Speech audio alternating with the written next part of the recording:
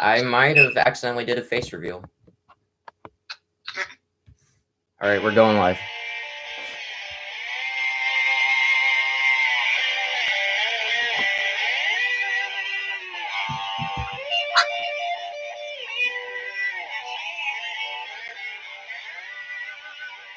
Hey guys, it's me, SMNG, and welcome to NASCAR thing. I don't know what we're calling this. Today I'm joined by Harding Jr. Racing. Hi. Yeah, me. Hi. Hello. So, this is, you've been on my channel before, but this is the first time you're actually being, like, Live. yeah. So we're gonna talk about why NASCAR sucks and just random things. Next gen cars.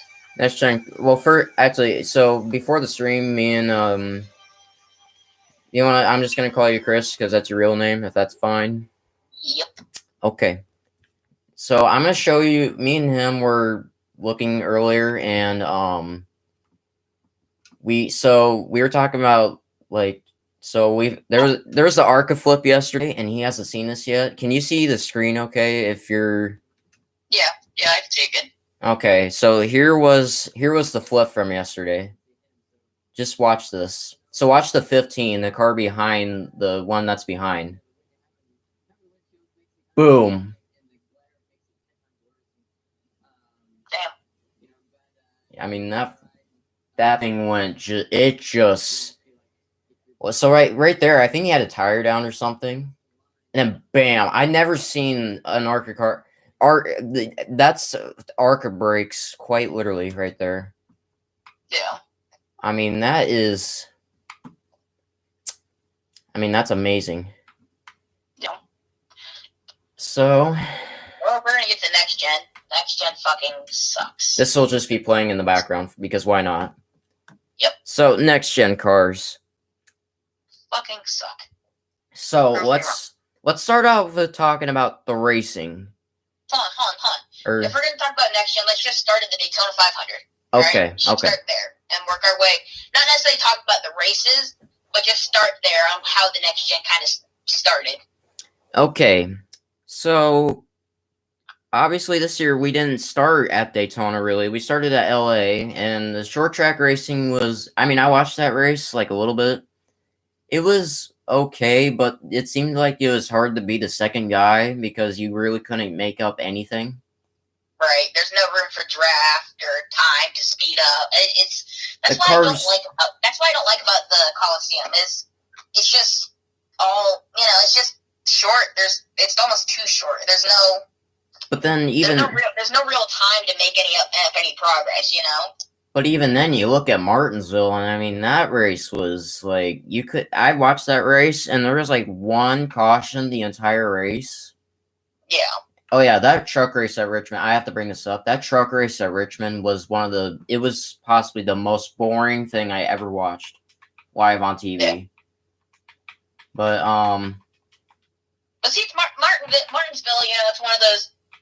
I feel like the Coliseum has potential, but for the Busch Clash being there, there's no room for potential.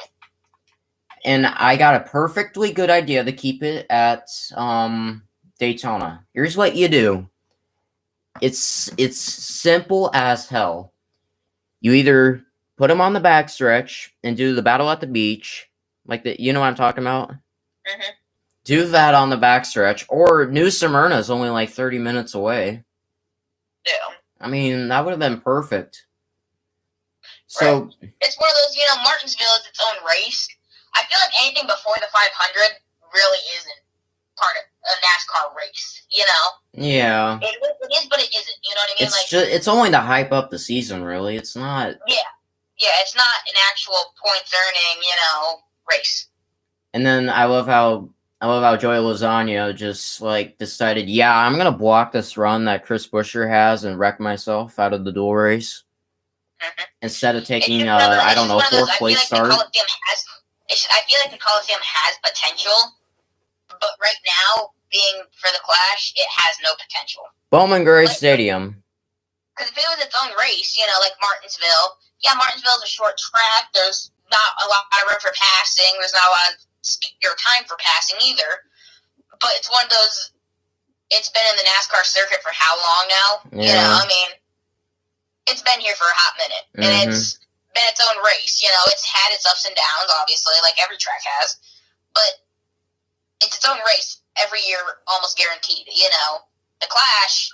That doesn't really matter. They can change it, and nobody's gonna give two shits. By the way, is the audio good through the phone? I don't know, because at the beginning it was. For you it's good, because it was like 2 seconds behind, so you'd say something, and then you'd say the same thing again. I was confused who was saying what. Okay. So I turned my volume off. Okay. Do a test real quick, and then check your volume. Well, the volume for you is good. Well, I mean your volume. I know mine's good, but what do you mean? Like, what do you mean? Like, I want you here. I guess I can listen to it through my Switch. Okay. I just want to see if your audio, like, if people can hear you. That's my only worry. Okay, I know what you mean. Then I know what you mean. But it's Martinsville has already had its credit run. It's it's already made its statement of I'm here. Coliseum, like I said, you could change where the Clash is at, and nobody's gonna give two shits. Right. Obviously it was kind of weird just because they're going from where they were at to the Coliseum, and the Coliseum's so fucking small. Fucking goddamn. Yeah. Fucking Liverpool. So, it's just. Yeah. So let's talk about the 500 now, the thing that really matters. Yeah. Hold on, real quick. Can you go mute for a minute because or just stop talking because I'm gonna listen here real quick. Okay, we can hear you good. Okay. You're almost perfect volume. Okay. That was my worry because I wasn't sure if the microphone was gonna be good enough for that, but they can't make the recording software good enough, but they can make their microphones good. So thank you, Google. All right. Daytona 500. 500, it seemed cool. The next gens, So I have this race on screen, obviously. Let's get for the first time, so we still saw some single file, but it didn't end most of the race like that. Right. Most of the race they were mostly like this. Yeah. I know the stream will be delayed a little bit, and then let's get on to what the first yellow of the day was. Let me get to it if I could find it because I'm watching the entire damn race. Okay. So the first one I think was just a simple goddamn advertisements. Anyway, yeah, the first one was just a simple bump and run spin. Yeah. Dump and run spin at Daytona. Oh yeah, and one of the things we saw for the first time since the Fords did it a little bit when they had the Super Speedway package a couple of years ago. It was tandeming. Tandeming, I'll show the end of the race because that's when it became more prominent or whatever. So the first yellow was just a simple spin, but then the other yellows that came after that. Yeah. Let's get to that. One of the biggest issues of the next gen car by far is this part right here.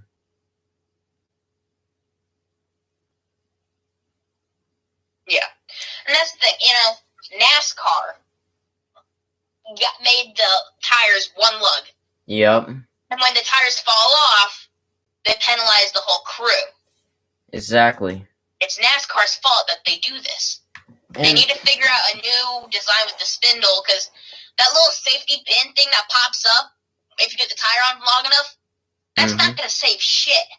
That tire is heavier than possibly the car even. Right, and the thing is, like, with, like, the fucking Gen 6 cars, you know, they had 5 lug nuts. You lost a lug nut, you can make it back to pit road. Mm-hmm. These, you lose a tire, you're spinning out, your car's ruined because your fucking rotors and shit are on the ground. Like in Xfinity and truck, I mean, they always say there's a penalty for a crew chief because of one missing lug nut. Yeah, well, guess what? The tire stayed on the car, but why is that? Maybe because there was 4 other lug nuts holding it together. Exactly, and see, that's the thing, like, when they penalize crews for having missing lug nuts or, like, a loose lug nut or something with the 5 lug, that makes sense. That they can control. So 1 lug nut, you think, oh yeah, it's easier. You can focus on 1 lug nut instead of 5. That's not how that works. You have to make sure it's all on there. Where the 5 lug, they could be a little loose. Yeah, you might have gotten penalized, but you would have been fine. Your car or truck wouldn't have been ruined. Yes. These, you lose a tire and the car's ruined because your fucking rotor and spindle and shit's on the ground. Yes. Riding at fucking 180 miles an hour. And you're fucked. Another, like, I remember when we had our Daytona 500 party earlier this year, which, if you guys have been on my channel since like February, you'll know what I'm talking about. But when I remember everybody was like, I remember some of us are like, the 1 lug nut is a horrible idea. We got to this point where we're like, yup. There's a reason why those 5 lug nuts were on those cars before that. And then added the fact the lug nuts were made out of steel. Steel. Yeah. Or metal, steel, whatever you want to call it. These things are made out of aluminum. They're made out of tinfoil. They're fucking tin cans. Have you ever grabbed a Mountain Dew can or a Pepsi can, whatever the fuck, a fucking can, a pop, and you fucking grab it a little too hard? You try opening it because it's being a pain in the ass, so you have to fucking grip it. You open it and it squishes. That's what those lug nuts are made out of. I never had that much trouble opening up a pop can, but I'm gonna say yes. Sure, the fucking reference. Anyways, but yeah, so, and then the biggest, the thing I'm wondering the most, why they got rid of them, interliners. Why the hell, after interliners have been on the car since 1964, and why now do you think that they don't need interliners? Yeah. If you spin your car, you're on the hook. All 4 tires will go flat, and why is that? Because there's no interliners in them. Mm-hmm. Now, I know that they never ran interliners on short tracks. They never have, which that will always stay the same, but intermediates, you need interliners. Well, people thought they were always going to have interliners on big tracks and shit, you know what I mean? And then fucking sure shit changes, so. Yeah, now the whole rubber comes off. I mean, it's stupid. My dirty-minded ass thought of something else.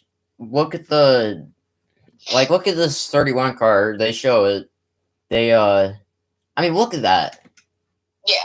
That is the whole brake assembly dragging on the ground, the whole rim. Look, just like I was saying, you know, the whole spindle, brake rotors, and calipers and shit, that's all on the ground. Your car's fucked. Mm-hmm. I mean, it's... Unless you have spare parts you can change out quickly, but otherwise you're fucked. Also... I mean, look, they touched the wall and their fucking cars are fucked. Yeah, we'll get to that point later in the race, but... do they not have backup cars anymore? Like, they have a spare parts car now, don't they? Well, it's not a car. It's just a bunch of parts. Well, they can use it to harvest parts, or they can use it as the actual backup car, too. Well, if it's before the race actually started, they can use the backup car. Well, yeah, obviously. But the race has already started, they have to use parts or... Well, yeah, obviously, I know that. But what happens if, like... So, I remember Chase Elliott, he had to be in that backup car for Dover because he crashed in practice. But what would have happened if, like, Byron or, like, Bowman would have lost their cars in practice, too? I mean, what did they do then? Did they just tell them go home? Because they don't have another car? Basically. Yeah, but Chase Elliott already would have been in that car, so they wouldn't have had a backup car then. Right, they would have just had to park it. Exactly, they couldn't run, and I mean that's just stupid. We've had backup cars for a long time, for. And you know that's also what I find stupid is it's one of those. I feel like you should have your primary car, and each driver should have a backup car. Mm-hmm. Not the team have whatever backup car. Let the drivers. That's the way. I mean, I remember at like Loudon a couple of years ago, Alex Bowman crashed both his primary and backup cars in practice, and Jimmy Johnson ended up they ended up taking Jimmy Johnson's backup car and slapping some decals on it, and the car looked cool because the base paint was actually black instead of blue. But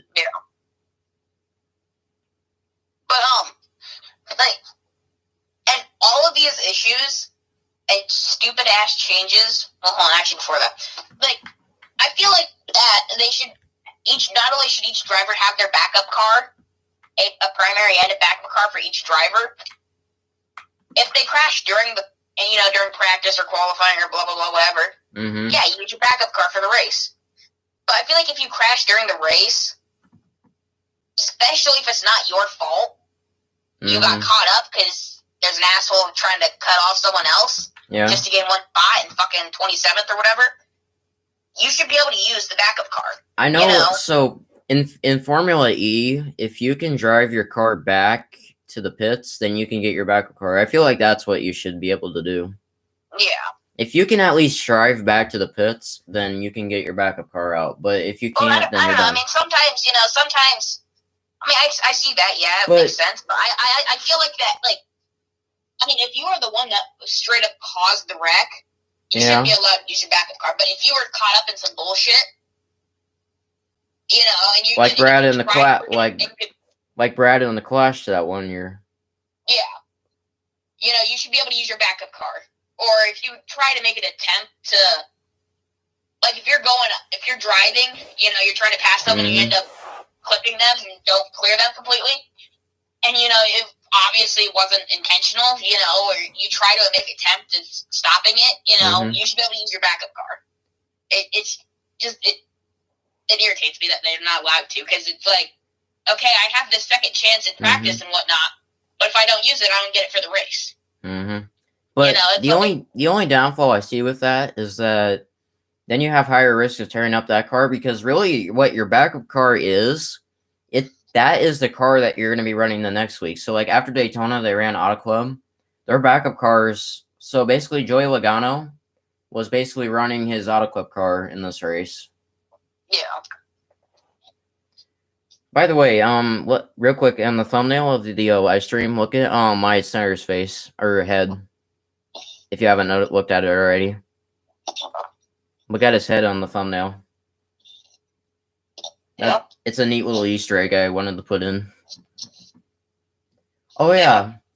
So let's get into possibly one of the biggest stories of the 500. Okay, and this is what you call foreshadowing. They're talking about the rear diffuser.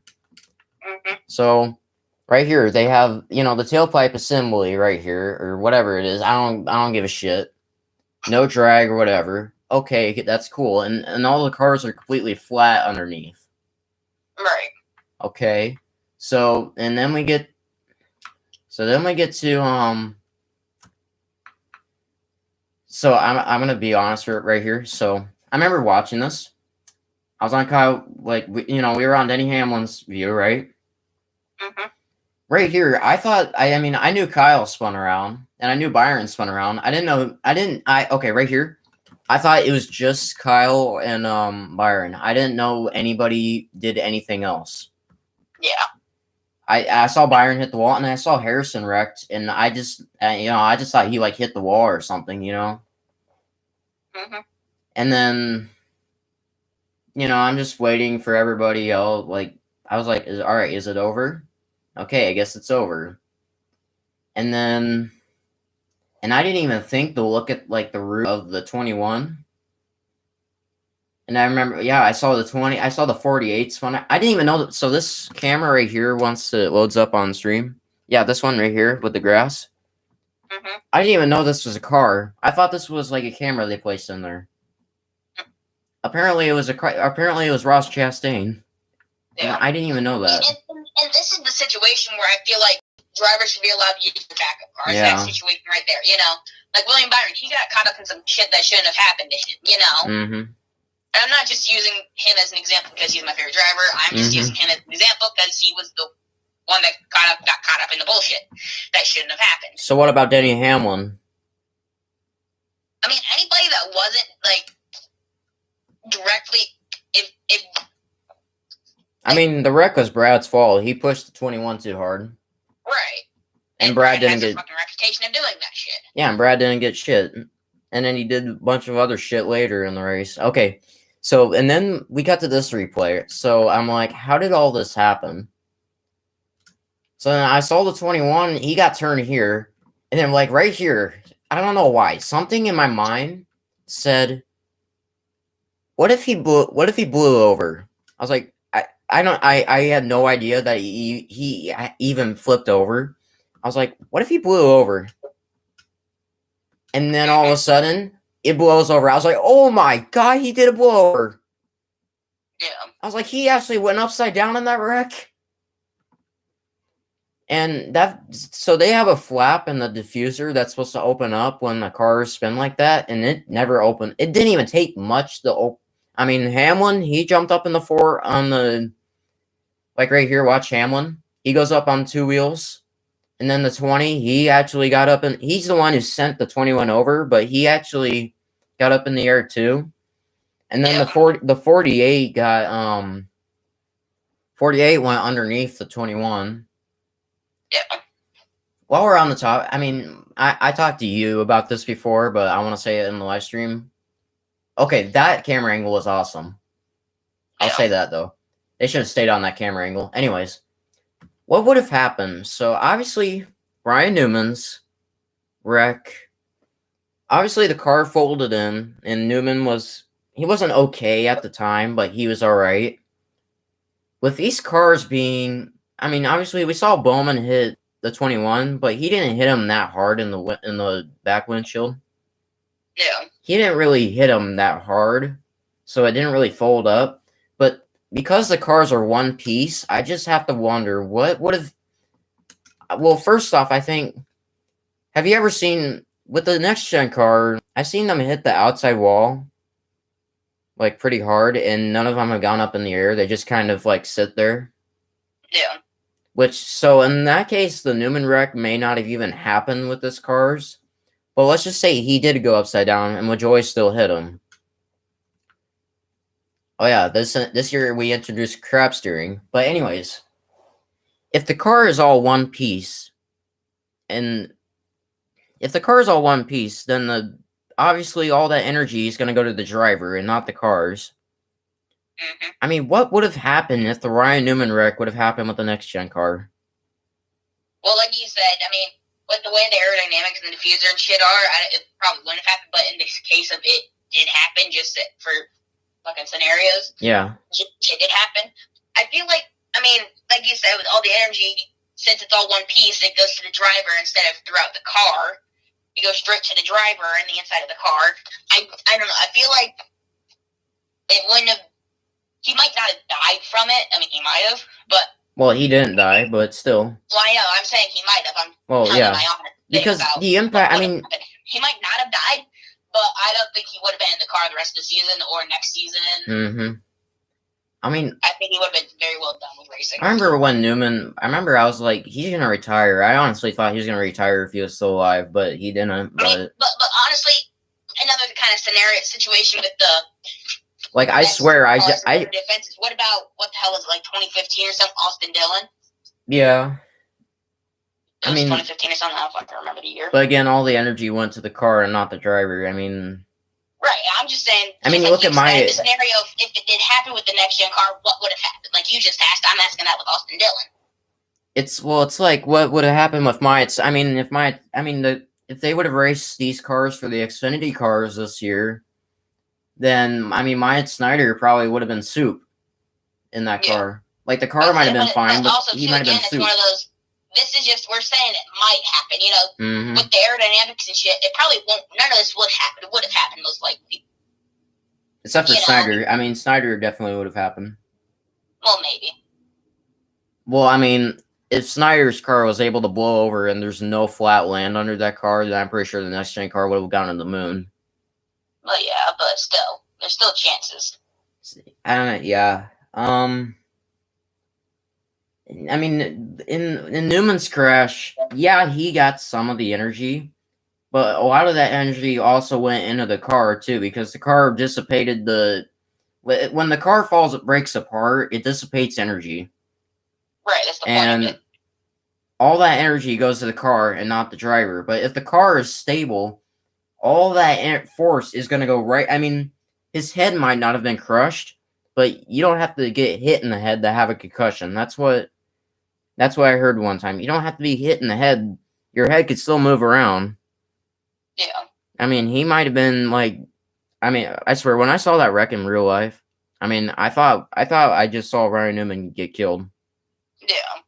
But like I said, imagine like Austin Dillon's crash, you know, in 2015 or whatever the fuck it was. Mm-hmm. You know, I mean, look at what if, I mean, hell, people didn't think he was alive. They thought he died, you know. Yeah, and then Dale Jr. They thought it was another Dale Earnhardt. Yeah, and then Dale. Well, and that was also scary because I mean it's a 3-car at Daytona, almost getting killed again. Exactly that, and just the way the crash happened, people thought he died, and the fact that it was a 3-car, you know. There's something. You know, I'll tell you what though. There's something so wholesome. Like whenever I watch, well, you know what? Let's just watch that one right now. But I mean, there's something so wholesome about like watching that Dale Jr. crew go out to help him. Like, yeah, they weren't. I mean, they were not even supposed to even leave their pit box. Yeah, they saw they saw he died, and he just said, yeah, we're going out there. I'm gonna go out there. He's gonna die in there if we don't get him out. With Earnhardt's crew, you know, it's one of those that was. They didn't do it. They didn't do it just because, you know, they're right there and who the fuck knows what happened. You know, they're doing it because, I mean, look at what happened with Dale Earnhardt, you know, in 2001. And I mean, like. And even if Austin Dillon isn't related to Dale Earnhardt Jr., you know, I mean, like, it's one of those, it's still the 3-car, you know, that still has no value to Junior, you know. Well, and I mean, when Junior saw, I mean, he saw him fly in the fence in his rearview mirror. I mean, from his angle, it probably looked like he went in roof first. Right. And I mean, if you go in the fence roof first, you're going to be, I mean, have you seen Philip Russell's fatal wreck? Mm-hmm. Yeah, it would have been like that. And if you don't, have you seen the details on Philip Russell's crash? No. Don't look into it. It's kind of disgusting. Unless you want to know? Sure. So there was no roll cage in that car. No. So it was just his head and the roof. And apparently his head was found at the pit road entrance. Yeah. It's kind of gruesome, but no, I mean, like, if you look like at Austin Dillon's crash, here, I got it right here. Settled. Yeah, I got it right here. Yeah, but like if you look at it when everything's settled, I mean, don't mind any noise you might be able to hear outside, my sister. Yeah, I know. I don't know if you can hear anything or not. I can't hear anything. Ignore it. Yeah, just wait till everything's settled. That guy just dropped his camera. He's like, I'm gone. I mean, that car went to a... I mean, so think about, like, what people don't think about is if, like, when he hit the fence, the pack had already gone by. What if there was, like, more cars in that pack that hit? I mean, you think Ryan Newman's car folded up? Right. I mean, that thing he would have probably got flung back into the fence, Ryan Newman, like times 10. I mean, it just goes to a dead stop. And then Brad comes along, he's like, I like this. Boom. He's like, I want to be a part of this. But just wait till like everything gets settled and you can actually see the car. I mean, and then he gets hit again. I know, like, look at that thing. Yeah. And look, I don't think I've ever... to say, you know, look at it. If that was the car, you know, look if it was the next gen in the one solid piece. Yeah, I mean, like... He probably wouldn't have been alive. No, I mean, the engine, like, had to go somewhere. Right, and it would have been right to his crotch. Fuel tank had to go somewhere. Yeah. The whole front end had to go somewhere. Right, and like I said, I mean, look at it if it was the next gen with the whole being in one piece, you know, if it was in one piece, where would any of that stuff went? I know. Right to Austin Dillon, that would have been the end of his life. He would have been dead. You know what's funny about seeing this picture of the 30 upside down? It's like it looks like the Dale Earnhardt Jr. 8 and Teresa Earnhardt be like, I'm gonna sue you guys. You can't have you can't have that number on your car even when it's upside down. Yeah, it's fucking bullshit. I hate that bitch. Oh yeah, and how about Carrie Earnhardt? Can I use my no. You can't use my husband's names for your business. You mean my father's? My husband. Yeah. She thinks she fucking owns him. You fucking don't. Let me get I want to get like the actual crash though. That was just radioactive. I mean, like, you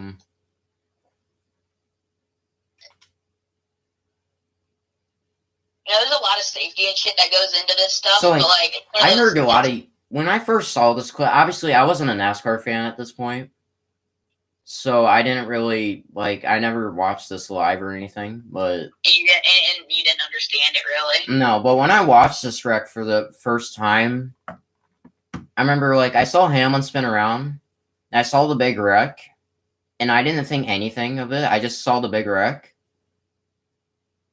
I mean, I just saw this. I was like, wow, that's big. Mm-hmm. And then they cut to the next angle, and then I'm like, and then I see this, I'm like, oh my god. Yeah. There's something so wholesome about seeing that Geico, seeing the Casey Mears and the junior crew running out there.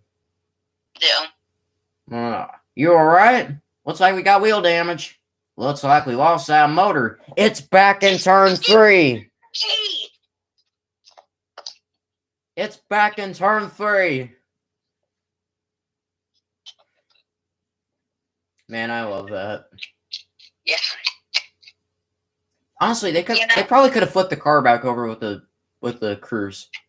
I don't understand why they even try to use the straps or whatever.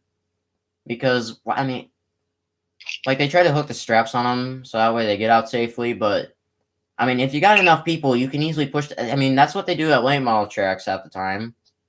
With late models, they just take a bunch of fat guys and push them over. But I mean, if you look at the aftermath when the car's on the flatbed. I know. It's there's no way he would have walked away from that. If it was a next gen, there's no way. He would have been cut out of there and put straight into a coffin. Look at that. I mean, they would have been like, get the sporks, guys, get the scoopers out. Yeah, get the damn razor blades. We got some scraping to do off these roll bars. Yeah.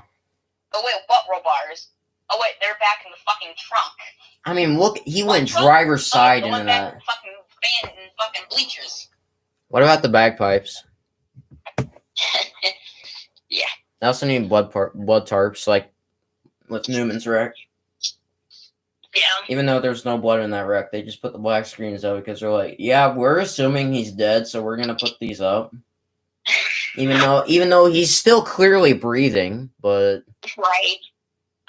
His heart rate is active and he's still breathing, but we're not gonna let the fans see it. That might be just a little bit more to fucking collapse his lungs in. His lungs are functioning, but he's not functioning because he's fucking dead. Mm-hmm. But I mean, how stupid. Hey, go ahead. I was gonna change topic, but you go ahead first, though. Well, I was gonna change topic too, but I want to talk about the yellow line rule at some point, but. Okay, well, anyway, so, but I mean, this generation of car, I mean, NASCAR really sucks now, but in my opinion, it sucked for a while. Mm-hmm. I would have shit my pants if I was Tony Stewart in that wreck. Holy shit. Yeah. But, Jimmy Johnson, all right? I'm going to talk about Jimmy Johnson. He's a good driver. He's cool.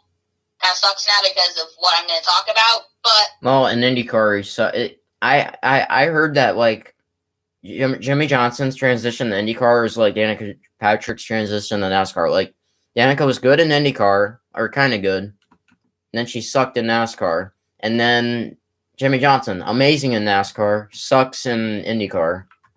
Well, he kind of started to suck in NASCAR, though, after what I'm about to talk about. Yeah. Because, was it 2016, 2017? Pocono? It's 2017, yeah. When he lost his brakes.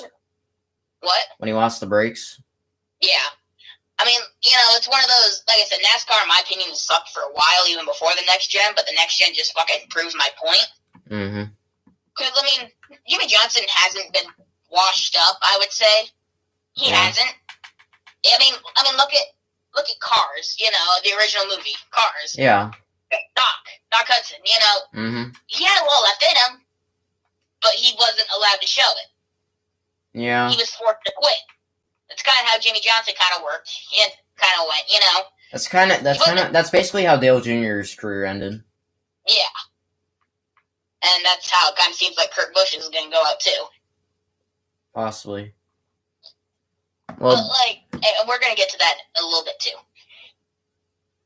But, I just feel like, Jimmy Johnson had a lot left. He could have went for 8.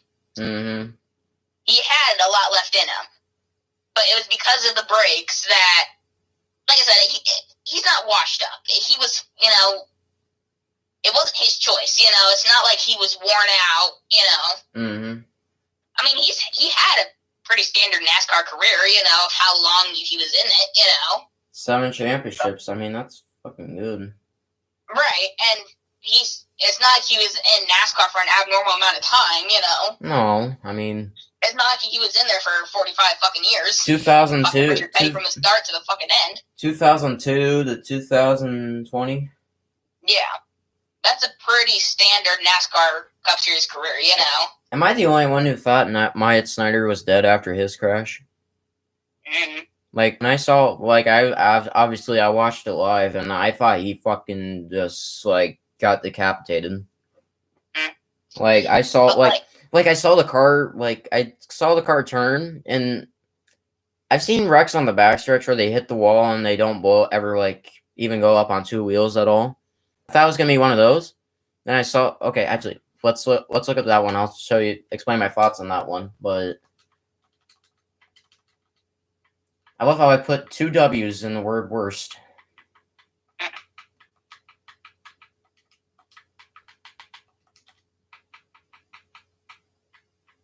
Okay, so when I initially saw, obviously, I was on the edge of my seat because I mean, look at this. It's the final lap. Somebody's about to die right here.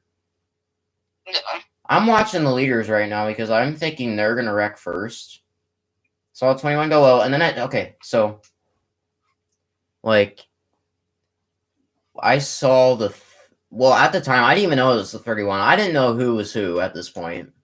I mean, it's just late in the race. There's too many cars over here. I don't know who's who.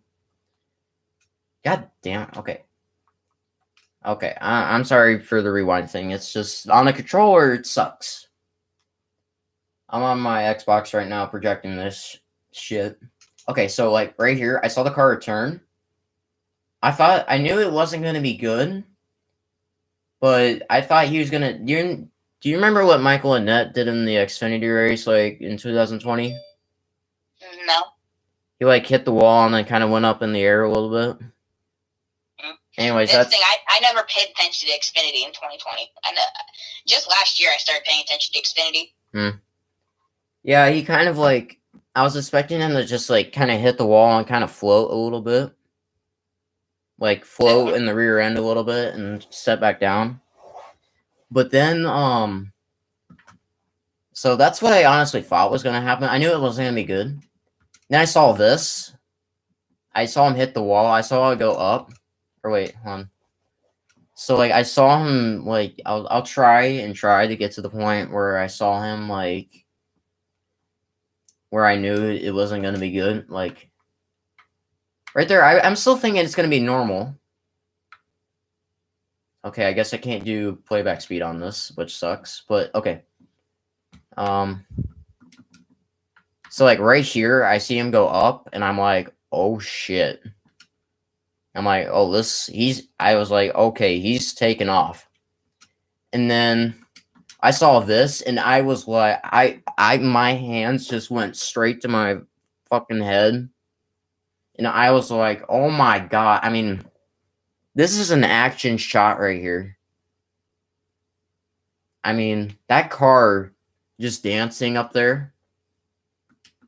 And then what I thought was going to happen, I thought he was just going to, like, do like what Stewart did in 01, where he lands on the car behind him.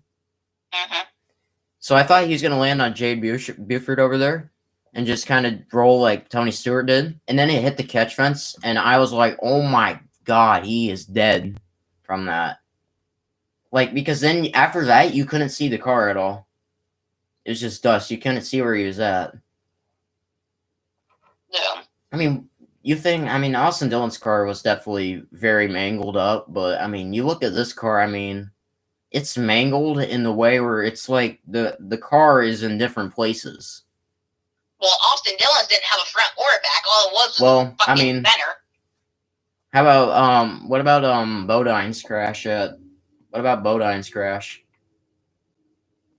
Mm-mm. Like do you know what I'm talking about? Nope. Okay, you've probably seen it before, but was it? I think it was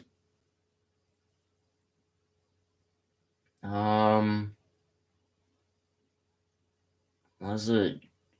I don't remember which Bodine it was. Was it Brett? I don't think it was Brett, but hold on. Let me just type in Bodine.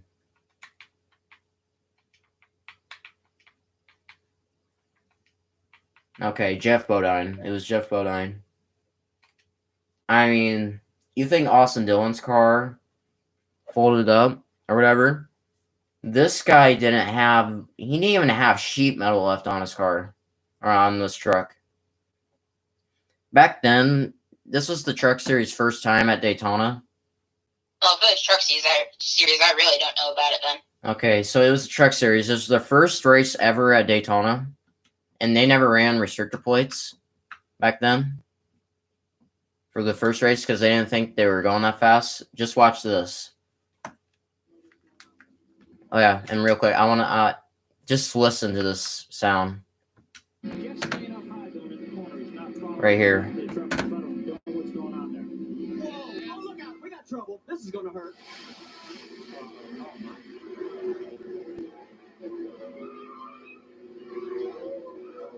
I mean, that guy got like Mike Snyder, Austin Dillon, and Ryan Newman in the same wreck. Yeah. And even Marty Reed's like, keep your fingers crossed. I mean, that was I mean, I would have believed he was dead. I mean, that truck. I mean, the only reason he's still alive is because he wasn't wearing an open face helmet. He was wearing a what's the opposite of an open face helmet? The closed face helmet. Well, you know what? He had like a dirt bike helmet on. Is basically what he had on. And yeah, you think like Newman and I mean, look at that thing. All there is full cage bars left. That's it. I mean, that is just it's horrible. That's all I could say. So let's talk about yellow line rule now. So that rule freaking sucks. I think we can all agree on that.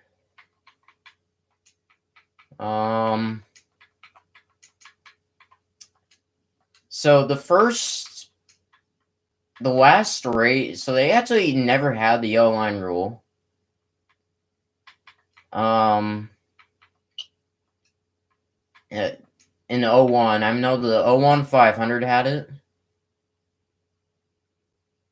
And what's kind of sad about that is I was watching videos, Dale Earnhardt and whatnot. He wanted the rule. Yeah, exactly. Like just before that race. Oh yeah, by the way, so after the Stewart wreck on the red flag, apparently he told Richard Childress, Richard, if they don't do something to these cars, somebody's gonna die. Yeah. There was nobody who could have predicted things like Dale did. Yeah. He said Brian France is going to come in and ruin NASCAR, and what did he do? He came in and ruined NASCAR. I mean, that's the only reason NASCAR sucks today is because of fucking Brian France. Yeah.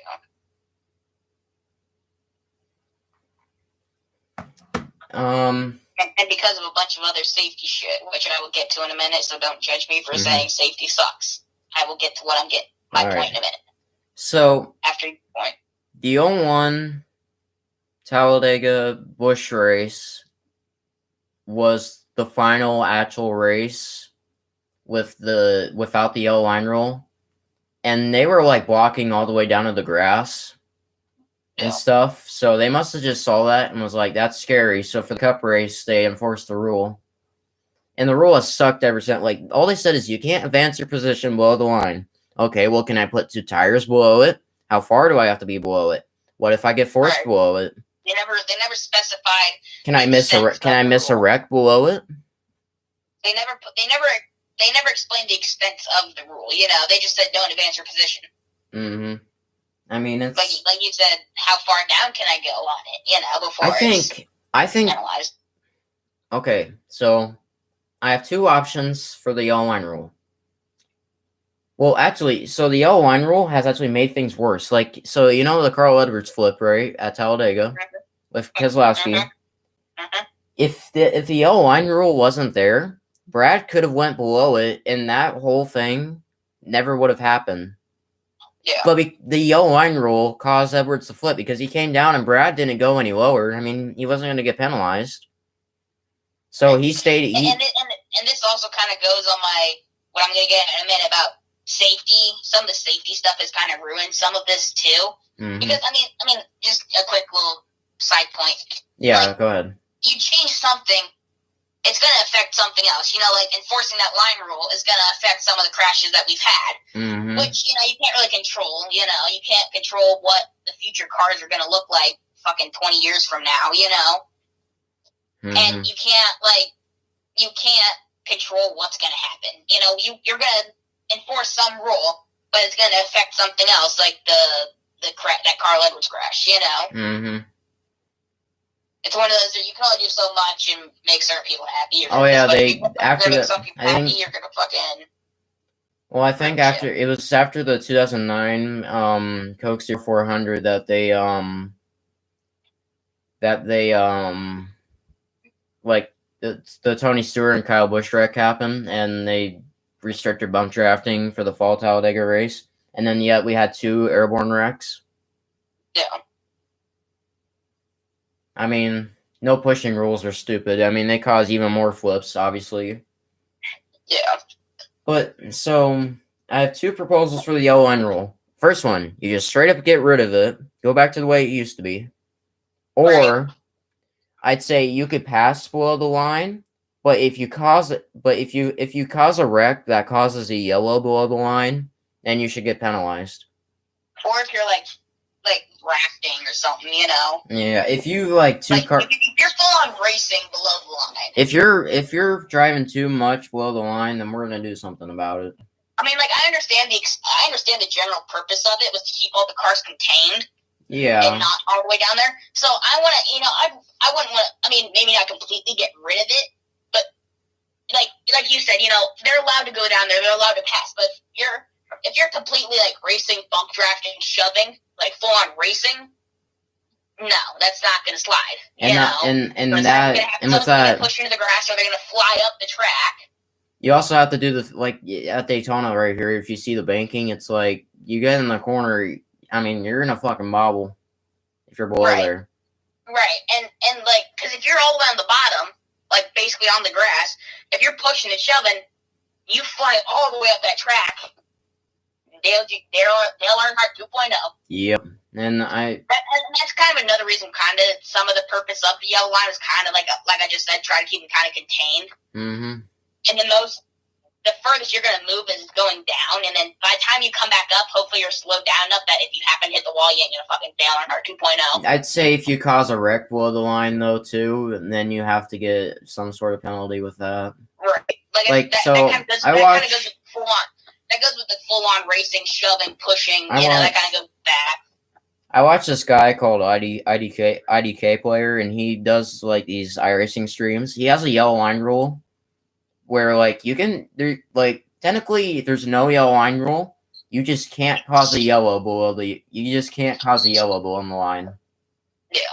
If you cause a yellow below the yellow line, then you get parked. That's his rule. Yeah. But now going on to my point that I was going to make, say with the safety has ruined some of this stuff, you know? Because, like, NASCAR was stock car. Literally a stock car. Mm-hmm. You had a car, you raced it. Fucking slap a number on it, man, fucking you're good to go, you know? Yeah. But now they changed it so far from a stock car, because stock, Camaros and Mustangs and fucking Camrys are not doing 190 miles an hour, you know? Yeah.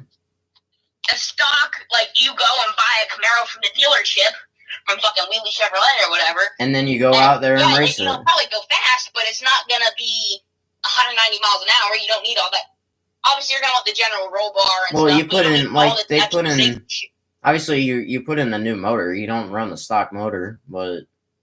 Well, no, but I'm saying, like, if they actually kept it stock... It needs to be like these cars, like, supposed to be... It needs to be like these cars right here. Like, these are kind of stock, what we're watching right now. Well, I'm saying, like, stock. Like, well, yeah. I mean, you buy it, you do bare minimum shit, and you fucking race it. I feel... Like how it used to be. You know what? Because now everyone uses the same damn engine, Everyone has basically the same competition. I like the gen... Because if you do dirt racing, all the engines are different, you know? If you do 4 cylinders, you have to build the engine to the specs were of that year and model. All the engines are different. Same with even modifieds and shit. The engines are different, You don't have the same exact engine, which I like about it. It makes you have to kind of get creative with it. Because if everyone has the same exact engine, everyone has the same exact specs. It's all the same. Everything's stuck being the same. You're forced to be the same. Well, I mean, that only happened because of... That only happened because of the car tomorrow. Well, that only happened because they made shit so it wasn't stock like the class was supposed to be. Stock car. Stock car. The class was supposed to be straight up, like it says, a stock car. I like the car. You got it. You throw in some roll bars and your helmet. You go. I like the Gen 4 cars. I mean, so obviously the next gen car, which we were talking about earlier. I mean. With the racing, I mean, it's equivalent to the Gen 4 car, except for short tracks, of course, but, I mean, Gen 4 car, I mean, the super speedways were damn fun. Intermediates were good. Short tracks were amazing because you could get up underneath somebody and spin them out if you wanted to. Yeah. Even dirt racing was pretty good. Road course racing was about like the short track racing. Yeah, but like what I'm saying is like if they kept it as a stock car class and not, there's nothing stock about these cars anymore. Nothing, absolutely nothing. No, there hasn't been anything stock about them for years, except for the stickers. That's about it. Well, even those aren't stock; they're stickers. Well, hell, they're not even stickers anymore. They're fucking wrap. I mean, I guess wrap is just kind of a big fucking sticker. Pretty much. It's just a big sticker. I mean, you kind of have to heat it up a little bit, but it's just a big-ass sticker. Anyway, off point. But, like, if they would have kept it stock, it would have proven the point of how dominant Camaros and the Mustangs and the Camrys were, It would prove their dominance. But now all it is it's a NASCAR that NASCAR basically built, gave to these teams, and basically said, oh, hey, throw this sticker and that sticker and that sticker on and race it, you know? Mm-hmm. Because now it's not stock. It doesn't. There's nothing Chevy about a Chevy. There's nothing Ford about the Fords. There's nothing Toyota about the Toyotas. You know. Well, I mean, the only difference is the body. The only difference is the bodies and the manufacturer logos and who is manufacturing the engines. Right, and that's the thing. They're all the same. You know, there's nothing unique about the car except the shape. And the shape isn't even off of an actual car. You know, It's something that's been fabricated. It's not even like from an actual car. Yeah. I mean, you look at how they like how some of these cars crash, and you see them pulling on the cars like that fucking clearly did not come off of an actual car. Yeah. You know, that's something that's obviously been fabricated. Yeah. Because like if they would have just kept it, like I said, if they would have kept it a stock car, like you got a Camaro, you bought a Camaro from Chevy. You know, exactly. You turned it into a race car.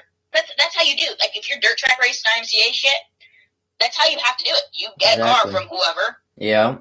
Fucking build it. You know. Mm-hmm. You don't. You're not. The only thing you're buying. The only thing you're buying is the chat. Like you don't make the fabrication and stuff. You just buy the body. You find the body. You either buy an engine or buy. I don't know anybody who builds the bodies anymore or really builds engines anymore.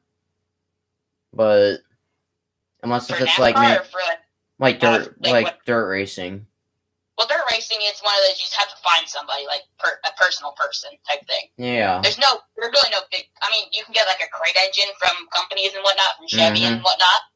You can get crate engines, but like if you want something just like an open engine, you just have to find someone. You have to personally find someone. Mm-hmm. Just like roll cage. If you don't weld or you want to buy a roll cage, you just have to personally find someone. Mm-hmm. But it's one of those, like, if they would have kept it stock like it was originally meant to be, you know, it would assert dominance, you know, back in, like, the 70s and shit, you know, a Plymouth Superbird was a fucking Plymouth Superbird. Mm-hmm. Fuckers were dominant, you know? That shows, hey, go get a goddamn Plymouth fucking Superbird if you want to be dominant, you know? Mm-hmm. It showed how good the cars were. But now all this shit's been changed, and now it just shows that they all race the same damn car, just the body shell just looks a little different, you know? Mm-hmm. So, and when they did that, they increased all the horsepower and shit and the top speed of these cars, so then they had to increase safety and stuff. Here, if they didn't increase all that speed and stuff and left it stock, you wouldn't need all the stuff they have. Yeah, you still have the roll cage, the helmets, the fire suits, and all that shit. Mm-hmm. You have the general basic safety stuff that you need. Well, yeah.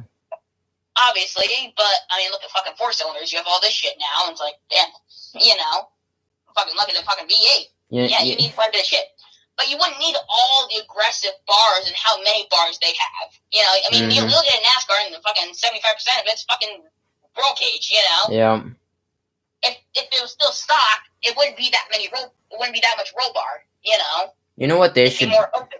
You know what they should do about safety? They should tell the drivers. So if you're spinning out, hold on to the shifter with both hands. You're gonna get fucking bounced around. Or if you're spinning out, shift in the first gear, do a blowover. Or if you pull down the window net mid-wreck, then you get extra playoff points. Imagine you see you're about to be collected in a wreck, so you just put the window net down. you just see smoke and just pull it down. But it's just. I understand they're trying to speed everything up to make it more entertaining. You know. All they want is entertainment. That's all they want. Yeah, they want entertainment so they can get more money. I mean, that's why more aggression towards cars, which means more enjoyment, which means more money. I mean, you know why Atlanta got turned into a super speedway? It's because they're looking at the super speedway races And they're like, wow, these are bringing in good ratings because of all the fire. We want to see our drivers get killed and make fireballs. Right. And then the drivers are like, we're not doing. I'm not going to race at Atlanta. And then they reconfigure it. They're like, fuck you guys. Yeah, it's just one of those. They need to listen to their drivers. I mean. Yeah, they need to. Drivers. I mean, obviously, the drivers are there for entertainment and whatnot too. You know. Drivers they're going to pull out of NASCAR if you're not. I mean. Pulling out of NASCAR has already happened. You know, I mean, look at like back in the 70s and shit when, like, the fucking the Plymouth, the Superbirds and the Daytonas and shit were new. They weren't very safe back then, but they were new, and they met NASCAR requirements of how many they needed to have sold to be able to race in NASCAR. Mm-hmm. So that's the thing. Back then, the company had to sell so many cars before they were allowed to be in that car was allowed to run in NASCAR. Did you know that the Plymouth almost made it into the Gen 4 era? Yeah. They were thinking about making a Gen, like they actually made it, like, so obviously the Chevy Monte Carlo was the in the Gen 4 era, like the early, before it was the Impala. It was actually like obviously those were dominant in that time period, like in the late 90s, early 2000s, they were dominant. And apparently the Plymouth version of the Gen 4 car was supposed to be like even better than the Monte Carlo. I mean, if anything gets better than the Monte Carlos in late 90s, early 2000s, then that's freaking quick. Yeah. But that was also during the time, too, where they kind of started making the transitions from actually stock car to the fucking fabricated bullshit. That was kind of that time when they were switching, you know. It did work. I mean, NASCAR's peak was 2005, early 2000s was definitely, in my opinion, the best time for NASCAR. I mean, yeah. You know what we need to do sometime? We need to just like do a live stream like this where we just watch a classic race. Yeah. And react to it. But anyways. But like, you know, like I said back then, you know, the companies had to sell a certain amount of cars before that car could be entered into NASCAR, you know? Which showed that it was an actual car then. It wasn't some fabricated piece of shit, you know? Yeah. But like, I mean, like you were saying, pulling out of NASCAR with these drivers, that happened, you know, when everyone was a lot of shit was transitioning to the, you know, Plymouth and shit. And with the tires, you know, it was a battle of like Goodyear and Hoosier, you know? And it, like. Which the tire wars are an entirely different thing on its own. Well, yeah. But this just kind of goes with what I'm trying to get at. But like, the drivers weren't, I don't remember what track it was at, but something with the cars and the tires weren't safe, and the drivers didn't want to race. So, I mean, like, not even half of the field actually raced in that race, you know? Like I said, I don't remember the track. I think it was like Talladega or something. I don't remember. But not many drivers actually raced because they weren't fucking doing that shit because it was unsafe, you know? Which led to a lot of the safety shit. But if they would have just kept the shit at a bare minimum and didn't upgrade all the shit with the engines and whatnot, and would have kept it the class that it was supposed to be, stock engine. If you bought a Chevy, you ran your damn Chevy engine, you know? Obviously, that would have kind of left Toyota in the dust, because about the sportiest car they have is that damn Supra, and that was a while before they released that son of a bitch. Which that thing's kind of ugly, in my opinion. Yeah, all of them. You look at the. Obviously, in that case, Dodge and Plymouth would still be in NASCAR if they actually left it stock. Oh yeah, do you want to talk about the series ideas later in a bit? What do you mean? Like, we can. Yeah. We're talking about. Yeah, we can a little bit, but like, it's just they keep upgrading shit and then making stuff stupid like this next gen to get in more money, to upgrade more shit, to make more money, to upgrade more shit, to make more money. Exactly. Everything today, no matter what it is, everything.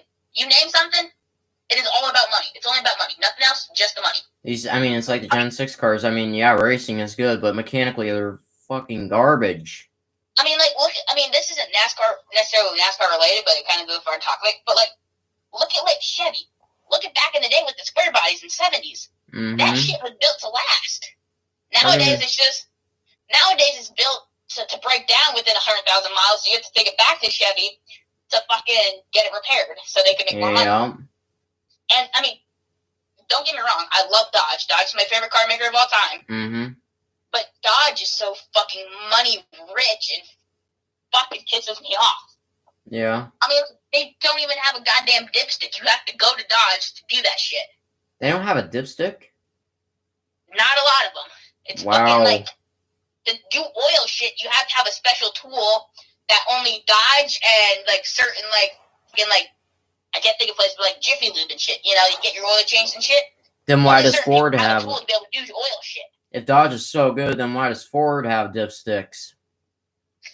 Well, this is before. Well, remember, Dodge isn't in NASCAR anymore, so. But it's a thing they were talking about bringing Dodge back, but I highly doubt it now with discontinuing the fucking Chargers and Challengers. Yeah. Kind of sad, actually. Well, I mean, they're discontinuing the Camaros too, but I don't know what they're replacing it with some, what is it, some fucking electric fucking. I think it's the Chevy Volt, I think. Well, no, the Chevy Volt has been a thing before. Isn't it the Volt's electric, isn't it? Yes. But they're replacing it with something else. It's not the Volt, I don't think, because the Volt's already been a thing. It was a thing during the Camaro's time. I wonder. I think NASCAR is gonna keep the Camaro. Like, I'm trying to think. And they probably will until Chevy comes up with something else they can replace the Camaro with. But that goes to show that the shit ain't stock. It's all fabricated stuff. I mean, you know, I'm trying to think what there was a car brand that like NASCAR that was in NASCAR that went out of business but was still in NASCAR until they changed the car. I don't remember what it was. I know AMC was in NASCAR for a little while. It was like a brand, like an actual brand, like a Impala or something. That like it went out of business. AMC is an actual brand too. Like it was out of business, but it was still like in NASCAR. Something's telling me maybe it was the SS that they ran in the like that they still run in ARCA right now. Well, that wasn't a brand itself. That was just a Chevy's car. Well, yeah, I know that, but I figured out what that car is. What is it? It's a fucking Chevy Cruze. They couldn't have just put the word Cruze on it? It's a fucking Chevy Cruze. I figured that out. I've been doing so much fucking Google research over the past couple of weeks of trying to figure out what the fuck the 2013 and 20 fucking 17 cars were. Oh, 17, yeah. And it's like, what in the fuck are they? And I figured out just by the taillights, looking up all of Chevy's cars from 2013, 2014, and whatnot. Yeah. It's a fucking Cruze. It's a Chevy fucking Cruze. Mm-hmm. Why? Every car in Chevy had back in then, and they chose the fucking Cruze to run the Cup Series. The highest NASCAR level chose the goddamn family car. So now this goes on to the topic, on our next topic, the series ideas, but I feel like the Xfinity series should be I mean, I still feel like the Xfinity series should be the sports car thing, and then the Cup series should be like the main, like affordable car, like street style car, like so like. See, honestly, actually, I feel it should be the other way around. I feel like NASCAR, the Cup series should be the sporty ones because they're the top tier. You know, the Cup series is meant to be Cup series. Like, hold on, let me say something. Let me say something really quick. The Cup series is meant to be like the top tier. That's what people want to see. You know? Yeah. So I feel like that should be like the sporty Camaros, Corvettes, fucking Fords and shit. And then Xfinity, you know, people do want to see. It's still really good and exciting, but it's not quite Cup Series top tier. So that should be the family car. You know, the more like you said, the Impalas and shit. You know. The only reason I feel like it should be the way I see it is because, like, that's the way it kind of, like, so the Cup Series, the main one, it used to be, like, you'd run, like, Charger. I mean, yeah, you still had, like, way back in the, like, when they first built Talladega, like, back in those days, the 60s or whatever, the Cup Series used to be, like, kind of like the family car type thing, and then well, back then, Xfinity didn't exist, but they still had a different I mean, it was like the Xfinity series, but it's not the Xfinity series. But that was like the sports car thing. But yeah, it could still work the other way. Like Cup Series could be the series where you race the Mustangs, the Camaros, and I guess the Supras, technically. And that's just me how I feel it should be that way, just because, like I said, the Cup Series is meant to be the top tier, best of the best. People want to see that. They will kill to see that. And that's how sports cars are kind of supposed to be. Like Corvettes. That's Chevy's top tier thing. And then well, that's why Corvettes are in IMSA, not NASCAR. But I know, but you get my fucking point. They're the sportiest of cars, and now, they're the sportiest Chevy car, and NASCAR Cup Series is the sportiest of NASCAR. And then let Xfinity be Fusions, Malibus, if that's what you want to do. Karen.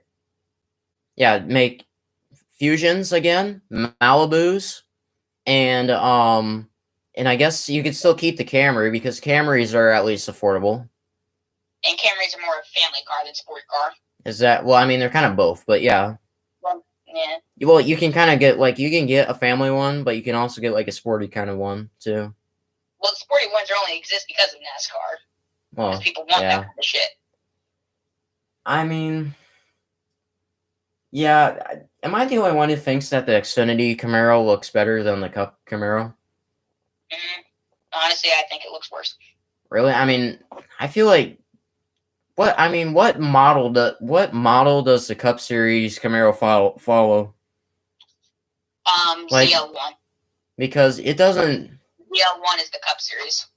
Okay, because whenever I see like any images, I believe it's like RS or something. Like whenever I see like any Camaro, actually, yeah, I guess the one I see mostly is the RS one, and that's the one I feel like they should go for in the Cup Series because, I mean, I feel like the RS is like more popular than the other one. Well, it's only more popular because it's because it's the lower level, so it's the more affordable Camaro. And yeah, it's the RS. For Xfinity, is the RS. Yeah. And then Cup is the ZL1. ZL1 is like top tier Camaro of current generation. Yeah. So now for the series ideas. We can make like, okay, what if we have an SUV series? So like you would race Suburbans. I'm trying to think. Toyotas are. I only really know some. So. I'll let you take the. Hold on. I'm gonna kind of explain something to you really quick so we can think of these ideas a little bit better. Like for SUVs, I feel like they should all match the same like size and power equivalency. So I wouldn't do a Suburban because those fuckers are boats. Yeah. A Tahoe might work, but it's one of the, I'm trying to think of like feel like maybe they should be around the same, like size and like shape. If you know what I mean. Well, I only say go. For the damn box. Prove me wrong. It's a goddamn box. I'm only saying go for the bigger ones, like the Suburbans, because like the Suburbans look like the front ends of like Suburbans are the same as the trucks. Right. It's like all you have to do is take. Nothing else compares to size except some of the Ford Excursion, which is bigger, but they don't make those anymore at all, and they're old. Yeah, it's like if you take. I don't know. I'm saying, try to figure out stuff that's all the same size, or roughly the same size, to where it's kind of a fair chance. You know. Because you wouldn't want to put a fucking Ford Suburban. a Chevy Suburban up against the goddamn Ford Escape. You wouldn't want to do that. Mm-hmm. Now the next thing, even if the other one even if the Suburban had less speed, trust me, if it came push to shove, the Suburban's gonna win that battle of a push to shove event. The Suburban's gonna fucking win. That's why I'm saying, kind of try to match the sizes, like do the Ford Escape, the Ford Edge, the Chevy Equinox, the Traverse. Kind of match the sizes, Yeah. You know what I mean? Mm-hmm. Just because How would the spoilers work on those things? It wouldn't. I mean, weight shifts would happen a lot more. I guess you really wouldn't have to worry. You don't have to put roof flaps on it. It's not going to blow over. No. But yeah, like I said, just kind of, I'm thinking of, even any of the series, just try to match some of the things. Try to kind of think of match the sizes of each SUV, I guess, Mm-hmm. Like I said, not suburban, like, do the Chevy Equinox, the Traverse, the Ford Edge, the Ford Escape, Mm-hmm.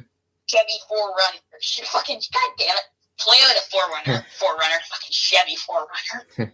So, now the next thing, and this one would not work at all. I mean, I know it wouldn't.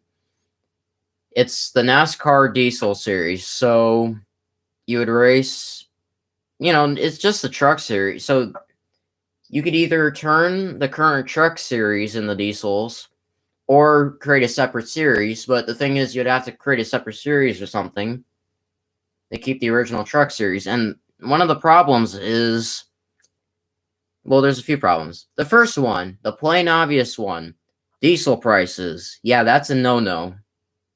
And you wouldn't be able to just run normal diesel. You'd have to have some different form of a diesel, so they'd have to invent that. So then, yeah, and then there's problem number... Because kind of a quick note. It's like most of the race cars now use high-octane performance race fuel. They'd have to do something with that diesel, They wouldn't be able to just run straight diesel.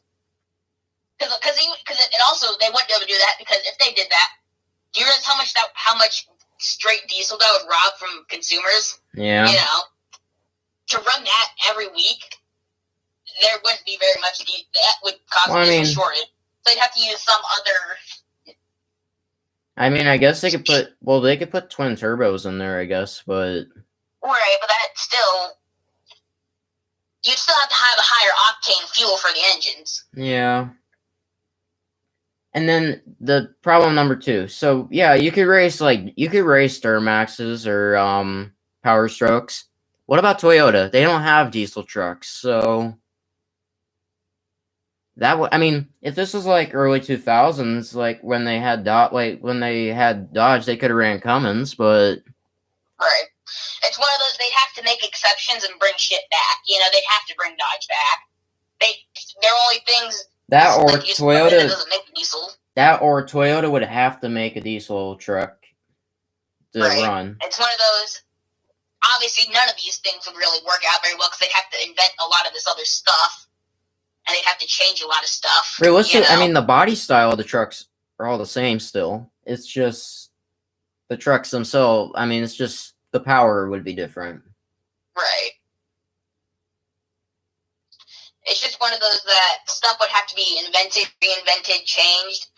And if you had all these extra series, like Cup, Xfinity, and Truck, those are all perfect. Truck Friday, Xfinity Saturday, Cup Sunday. That all works on the weekend.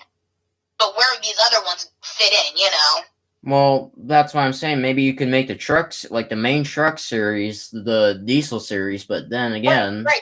But still, you still have the SUV series you'd have to try to figure out, and then any of these other series you come up with. Well, what if like they had I was about to say they couldn't mix the classes like ARCA, but those cars are all the same. The trucks would be different.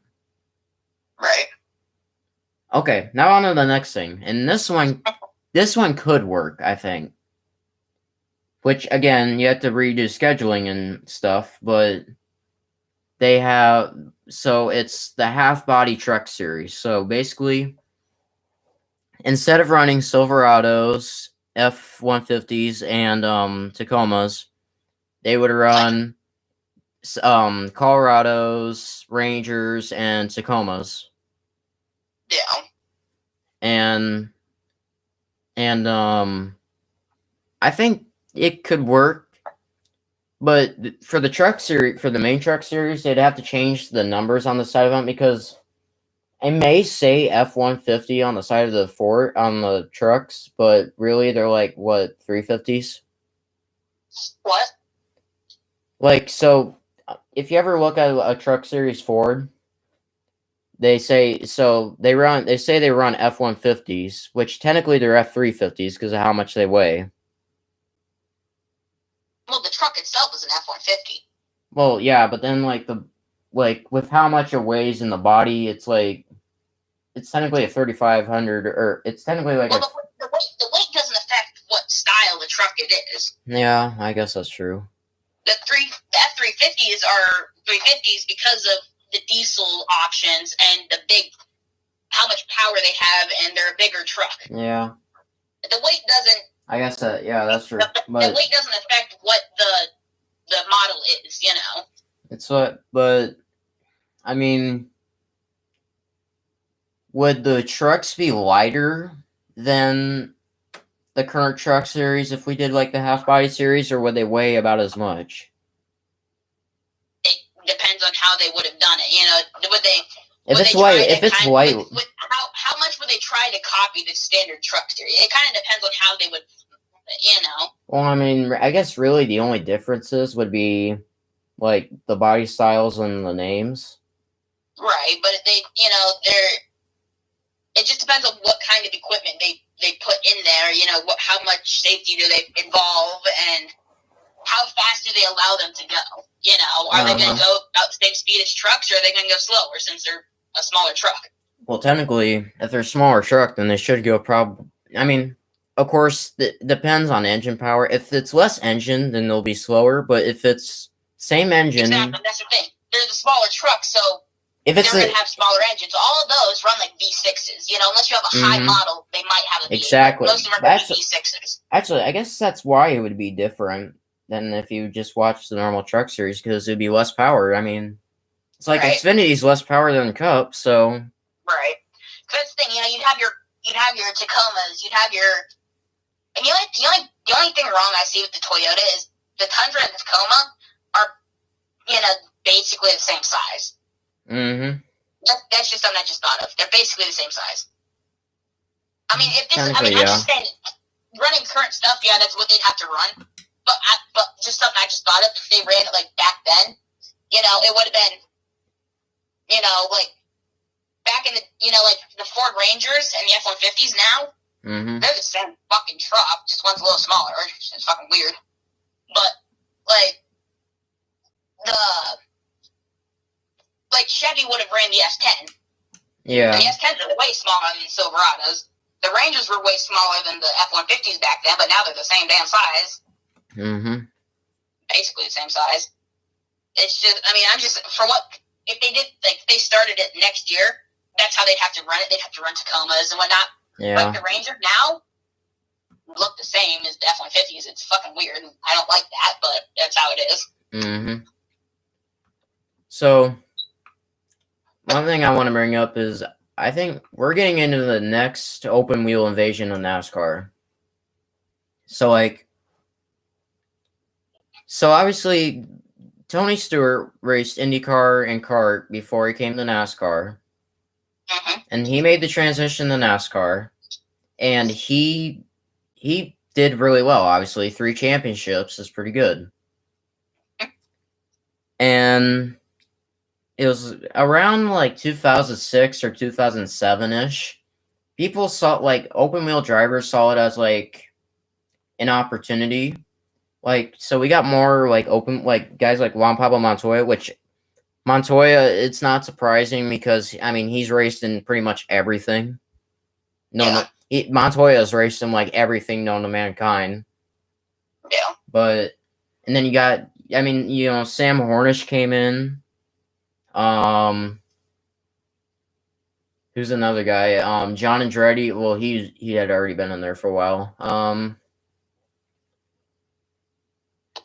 Dario Franchitti. Guys like that. And, they weren't, the most successful out of all of them would have been Montoya with 2 wins. Yeah. Plus, I think he made the chase a few years. Oh, yeah, and AJ Allmendinger. He's still racing today. He's a championship, threat contender in Xfinity. AJ and Montoya were the most successful. AJ obviously being the most of all, and I feel like we're getting into another open wheel invasion. in NASCAR. I mean, you think Jacques Villeneuve, he ran the 500 earlier this year. You had Kimi Räikkönen running Watkins Glen yesterday. Yeah, I mean, look at how many drivers from other countries. And there's what, Germany, Russia,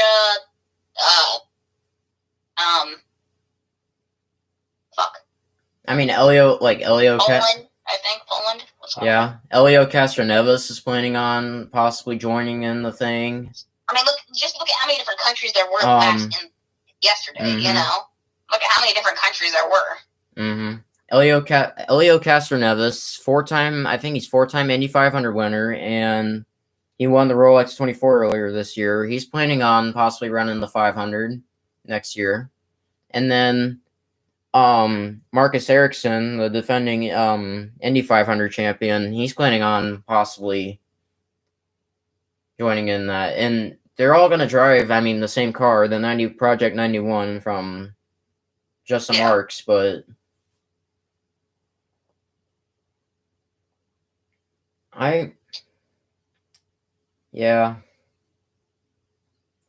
there's guys who, like, shouldn't be in NASCAR. The only reason they're in there is not because of talent. They're in there because of money.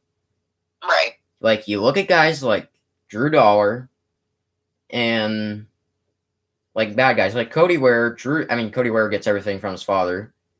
You got guys like Drew Dollar and, Natalie Decker and, just, like, guys who have no talent driving these big-ass, like, with these big-ass teams like KBM and Veteranity Motorsports because of money. Not because, Corey Heim, he was good.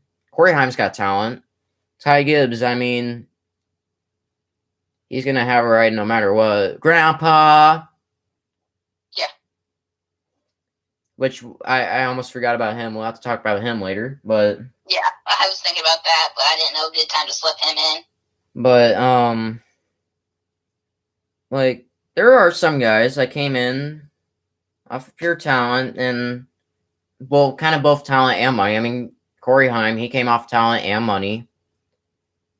John Hunter Nemechek, Joey Logano. Even way back then, like, when Logano came in, he was a rich kid. He only ran, like, 1 year of ARCA, and then he went right to the Cup Series, like, skipped everything else. Yeah. Hell, when he was getting ready to run the Bud Shootout, he ran the ARCA race before that. A rookie Cup driver is running an ARCA race. Yeah. If we're going to be talking about people that are running in higher series than they should be, Grandpa, Ty Gibbs. Perfect time to slip him in. Yep. So, he really... I guess if we're going to be talking about Ty Gibbs, we kind of have to explain Kurt Busch a little bit, I guess. Well, let's not get ahead of ourselves. Let's start in ARCA first. No, we're not getting ahead of ourselves. We kind of have to, because that was before Kurt Busch happened, and then Ty Gibbs happened. Well, I'm just saying, like, I want to start talking about him, like, in his ARCA days, and then we can build up to the... Okay. So, he ran... I looked him up on Racing Reference. He ran one start in 2019 in ARCA, and he ran part-time in the 18 car with Riley Herbst in 2020 ARCA. He got his first win at Kentucky in 2020 ARCA. And then he went full-time 2021, last year. He won, like, every single race because his grandpa has to cheat up his motor for him to get a win. And if he doesn't win, and this is still relevant today, if he doesn't win, he cries. And if he wins, he has to do it. Kyle Busch. Well, Kyle Busch can, like... He's gotten better over time. Yeah, but he's still not good. I gotta show you. So, the time where I finally figured out, like, Ty Gibbs sucks, it was at Winchester. There was nothing going on. It was the off break for the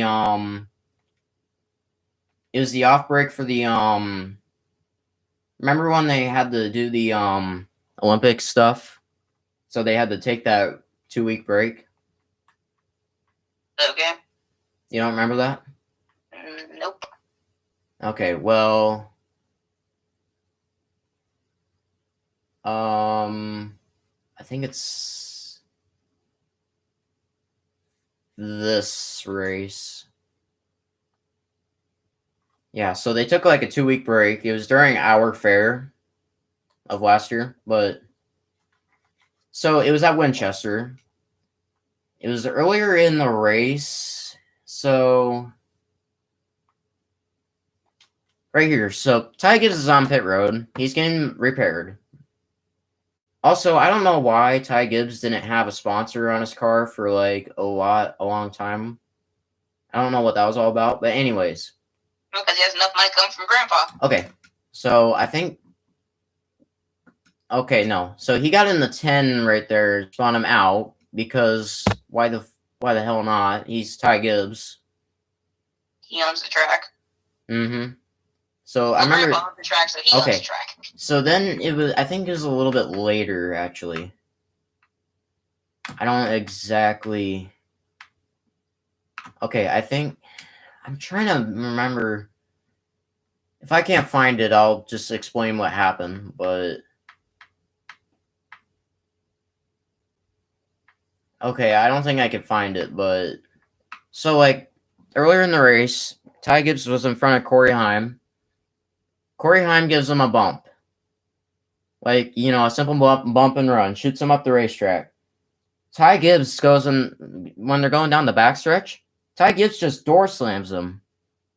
Kind of like Austin Dillon and Brad Keselowski at fucking, Exactly. And then you want to know what's even dumber about that, though? Is later in the race, with 3 to go, the tables are turned, and Ty Gibbs has no problem to just dump him. Yeah. I mean, he's a pussy. I mean. Yeah, he is.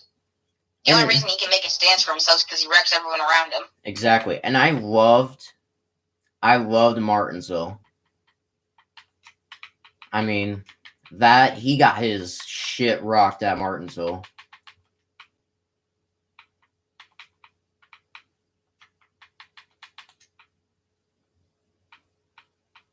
I mean, it was amazing at Martinsville.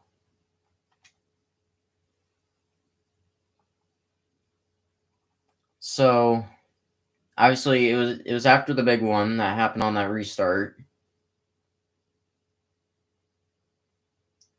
I thought Ty Gibbs was going to win. And you know how much people hate him? Mm-hmm. They hated him enough. His own teammates said, I'll wreck him for the win. Oh, yeah. Behind him. I mean, so right here, They took the green.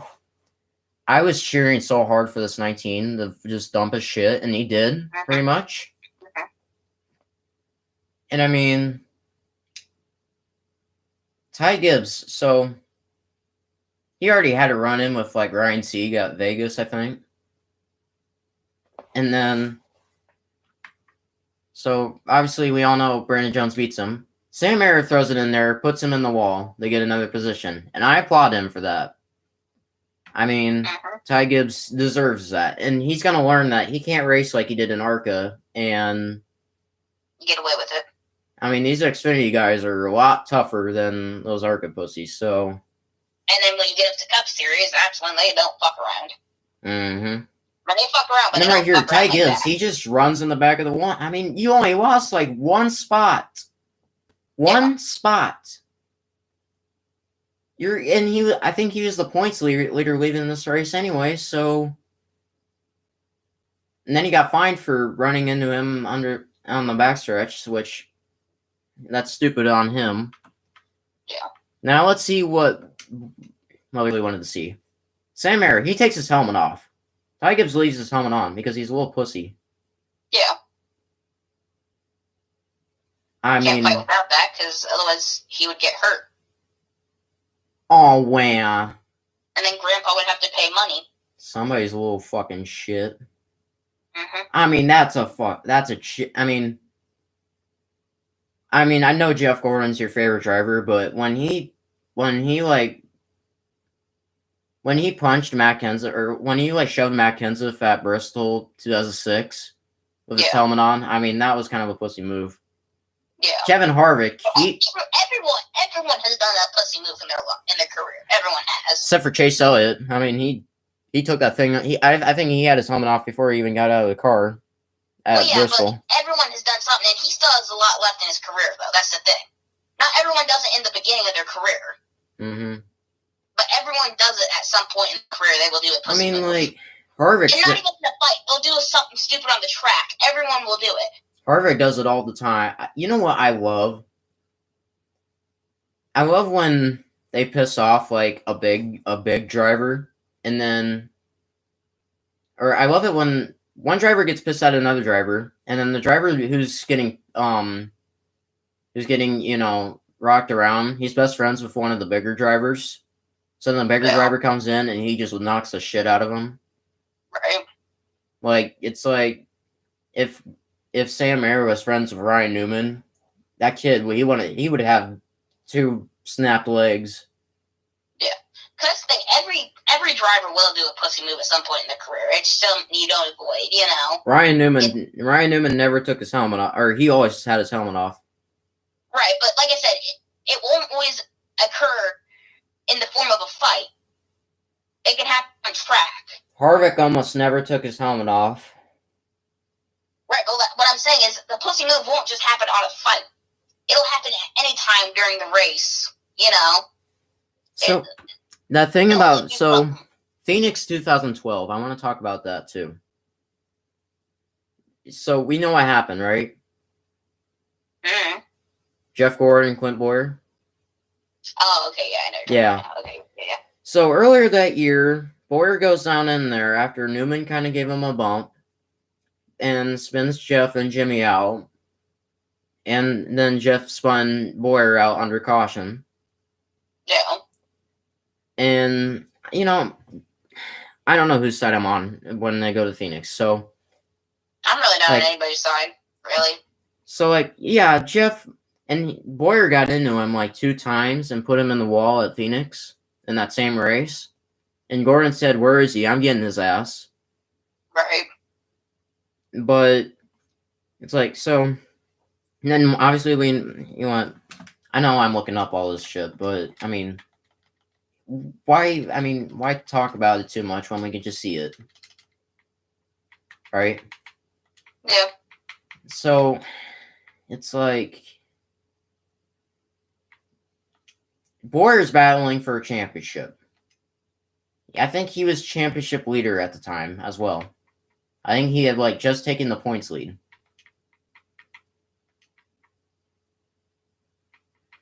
And Bowyer, so he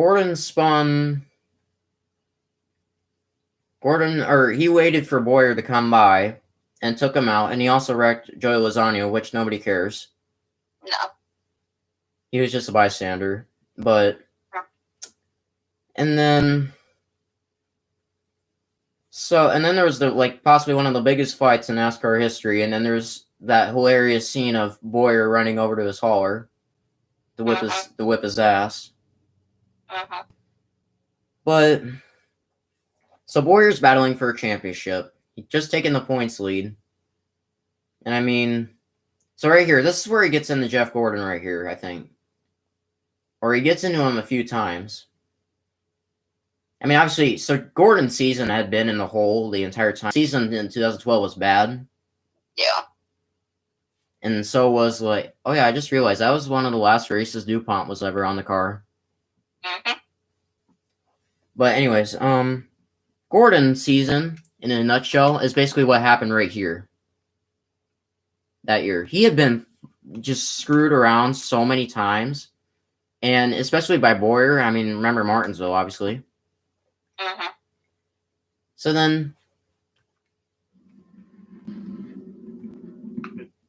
then he waits for him. No caution. Where is he? I'm getting his ass. And then It's 24. He's probably looking for I think Gordon already had flat tires and that. And Jeff was wrong for wrecking him because, I mean, again, Boyer is a championship contender. He's never won a championship before. Right. And, I mean, this was a chicken shit move by Jeff right here. I will admit that. I mean, this was stupid, but it's like, I don't know whose side I'm on. Jeff was been... But again, like you just said, everyone will do some chicken shit pussy move at some point in their career. Like, Jeff Gordon, he was, I mean, I understand Jeff's frustration. I mean, he was fed up with everything. I'd be fed up too. I mean, he'd been knocked around so much that year. It's not even funny. And like I said, everyone's going to do a chicken shit pussy move, and eventually they probably will regret it, but it's going to happen. Every NASCAR driver ever has done something, But, I mean, don't do it when the guy's trying to... I mean, it's like when Kenza jumped Logano. I mean, I don't like Logano, so I'm kind of glad he did it. But Jeff, he lost his temper on that. He did. Yeah. But it's one of those, everyone's going to do it. He's trying to prevent him from getting the championship, I will say, though, Jeff... Obviously, you want your team, if you're not going to get the championship, you want your teammates to get the championship before anybody else, Like, but it's one of those, his temper got to him before it should have. But Jeff, I think... Stuff's going to happen. You can't completely... I think Jeff had the right to be... It's like when Ross and Hamlin got together at Gateway. It's like, yeah, Hamlin's stupid for he just kept brake checking him in the corner.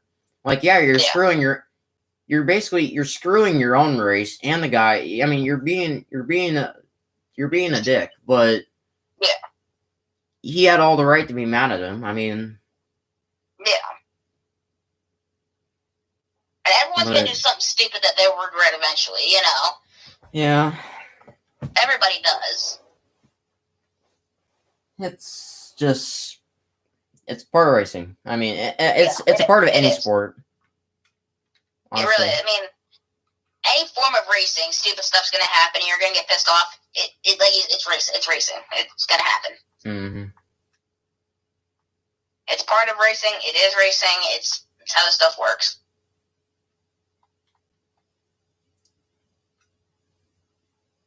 Remember when Carl Edwards lost the championship and then he's just like, yeah, I'm done. Disappears.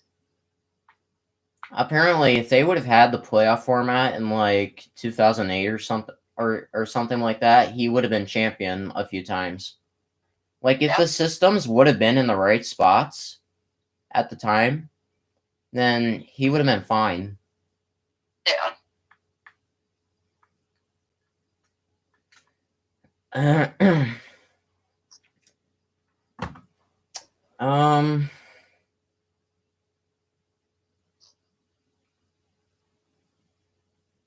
Tempers are, I mean, rivalries are some of the best parts in NASCAR. In my opinion. I mean, the sport needs rivalries, but... I still don't get the 2004 Aaron's 499 finish. I mean, they're throwing beer cans at Jeff Gordon. I mean, yeah, Junior Nation was upset that Junior didn't win, but, I mean, it's not Gordon's fault. Gordon just did what NASCAR told him to do. They just said 24 is the leader. All right. If I'm to 24 and they say I'm the leader, I'm going to go out to the lead. Right. I mean, it's racing. They're not just going to hand it to him. You don't go to the race to see Dale Jr. dick slap the field. You go there to watch them pass and battle. I mean, if you talk to Jr. in the interview, I mean, he was fine with it. He didn't care, really. And then another thing, they're pissed off at Jeff Gordon. Get pissed off at NASCAR. Gordon didn't do anything. He just did what he was told. The same. Oh yeah, you think that covered the racetrack? Then you should see the 2002 Pepsi 400. After some, obviously no overtime back then, right? They had to go by like caution laps, kind of like what we used to do with our DuPont series, I think. we used to go by like we didn't have overtime. It's just we would run down the number of laps. Okay. Well, so they got down near. We're gonna have to wrap this up here soon. Okay, yeah, we will. Don't worry. So it was late in the race, and they were at like four laps to go. And at this point, you can't red flag the race to stop them from running down the laps. Yeah. There's not enough time to. So they had to finish under yellow because they did eventually wreck. So right here, it's coming up. So Junior and Michael Waltrip are battling for the lead. And think about this. Junior had just previously won the Pepsi 400 in 01. Uh-huh. By the way, do you think they're ever gonna they're never gonna show the classic race replay of the 2001 500? No. I don't think they don't show classic race replays of fatal races. No. They really can't. Mm-hmm. They're not allowed. Okay, so I think it was right here. So Junior had been following Mikey for a while. They thought they were all gonna wreck, so Junior makes a move for the lead. And then he falls back. All the way back to like 4th, I think, is where he fell, or 5th. So, and then Ryan Newman, I mean, you see how fucked up his car was. He's going to spin out no matter what. Yeah. And then, so they started wrecking, and they had to throw the caution. So, yeah, Junior falls back to 6th, or maybe 5th. I don't know where he crossed the line at. Because right here, they race back to the line. Whoever gets the caution flag first is the winner. So Michael got there first. And Junior Nation absolutely hated this because, so it might be a little bit harder to see. You think Gordon got a bunch of trash thrown out? In this next scene or something, look at the left side. Okay, look at the onboard screen. It might be a little bit hard to see but there is if you can see it, there's white paper and stuff being thrown around. Mm-hmm. That's all from the fans. Well, yeah. I mean, and then it's even worse later. I mean, watch the left side again.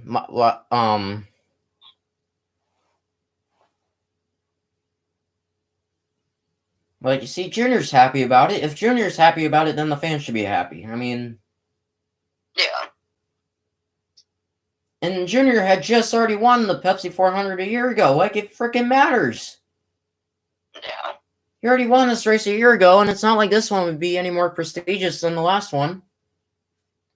Hold on, I think I might have skipped too far ahead. Yeah, I skipped too far ahead. All right. So right here, just look at the left screen again. I mean, look at all the garbage.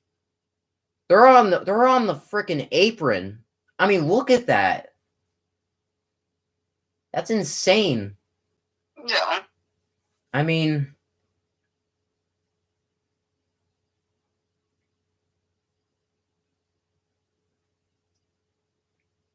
they Junior Nation has problems.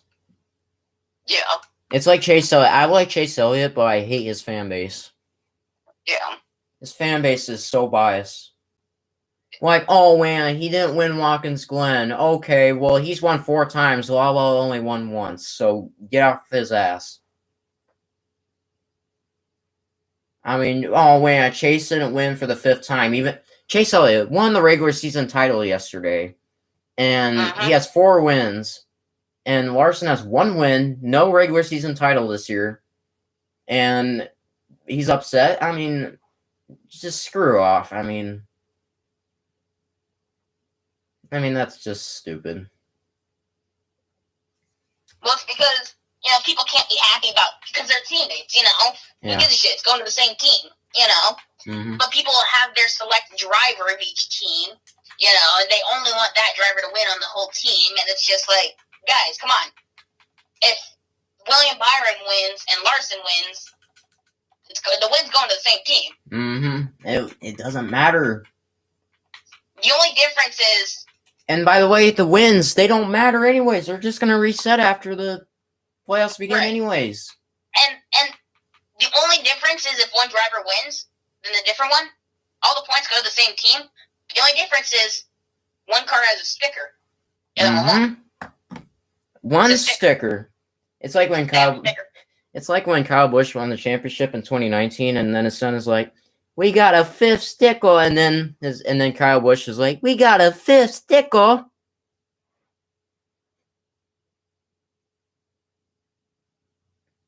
Yeah.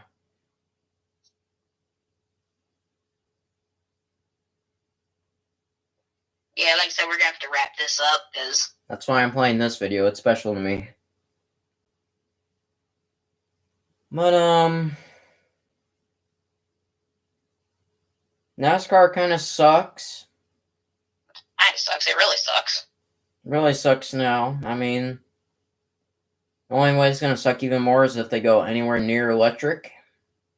Yeah. I mean, if they switch, if it's hybrid or electric, I'm not watching it. If it's I'll at the very least watch a V6 with a turbo. I'll at least watch that. I will not watch anything else, though. When they change anything from the V8s, I'm done watching. I'm done with NASCAR. Everything. I will get rid of everything that has to do with NASCAR. I don't know. I think I'll still follow it and stuff, but I'm not going to watch it. You know what? I will have nothing to do with NASCAR. I will get rid of all my diecasts. I'll get rid of everything. I remember my grandpa, he says he doesn't follow NASCAR anymore, and he kind of, stopped being interested in it since, Mark Martin retired because that was his favorite. And he just doesn't like the way it is now. But for some reason, so he says he doesn't follow it or watch it anymore. And no disrespect to him. I'm not making fun of him or anything, but he's like, I don't watch it anymore and I don't follow it. Well, then how come whenever I come over and there's a race on, you're watching it? And how come whenever I come over, you know what the latest news is? No. I mean, I don't, again, no disrespect to him, but... Yeah. Okay, what's the best, what is the best NASCAR movie? I don't know. It's either Cars or Talladega Nights, one of the two. Yeah. Days of Thunder is good, it's just kind of out of its time. I see Cars. When I see Cars, I don't directly think of NASCAR. I mean, but that's why I see what you're following. I don't relate Cars to NASCAR really. I mean, obviously they're tracks that are just knockoff NASCAR tracks. That's about the only reason I think of NASCAR. Otherwise, I don't really think of NASCAR when I see Cars, Well, unless you're watching Cars. I think it's a general racing movie. I don't think of it as NASCAR. Unless you think of Cars 3, then it's Cars 3 is mostly NASCAR kind of style. I don't see any Cars movie NASCAR directed. I don't watch Cars and think, ooh, NASCAR. Wait a minute, I just realized Cars 3 just predicted the next gen cars. Because the next gen cars in Cars 3 are different body styles and they look similar to the next gen cars now, except without the rear wing. Well, they've been talking about the next gen for and they have the single and they never put it into plan. They've been talking. I mean, look at how long. I mean, look, Dodge and their EV. They've been talking about that since 2020. Mm-hmm. And they're releasing it in 2024, 2025. Mm-hmm. It's Cars 3 came out in 2017. Mm-hmm. They've been talking about next gen for a while. It's just how quick they put it into plan. Mm-hmm. It's just one of those stuff gets talked about before it gets put into production, just because you have to talk about it and plan out what you want, and then you have to run test models of it, and then you put it into production. Yeah.